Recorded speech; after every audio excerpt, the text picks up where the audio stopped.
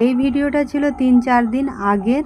আমি বোন বানপুর বাজারে যাব আর ভাই যাবে পেটিসে। তো ভাইকে বললাম আমাকে আর বোনকে বাজারে নামিয়ে দিবি।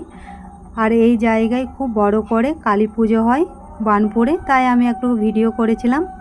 আমাকে আর বোনকে বাড়ির ময়দানে ভাই নামিয়ে দিয়েছিল আর ভাই চলে গেল পেটিসে। এই মন্দিরেই আমি পুজো দিতে গেছিলাম। আমি বোন বাজারের কাছে চলে এসেছি। বৃষ্টি পড়বে বলে সব দোকান খোলা ছিল না, কিছু কিছু দোকান খোলা ছিল। এই দোকানে কিনেছিলাম আমার জন্য একটা চুড়িদার।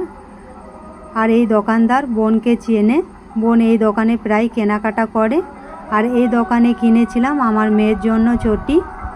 পাশের দোকানে আমার জন্য চটি কিনেছিলাম। তারপর আমি আর বোন এই দোকানে খেয়েছিলাম চাউমিন। ছোট দিদা আর আমার ছোট মামি গিয়েছিল মধুডাঙ্গা শ্রাদ্ধবাড়ির নিমন্ত্রণতে, তাদের সাথেও দেখা হয়ে গেছিল। আমার মেয়ে ছোট মামির কাছে বায়না করেছিল ও বিরিয়ানি খাবে, তাই ছোট মামি বিরিয়ানি কিনেছিল।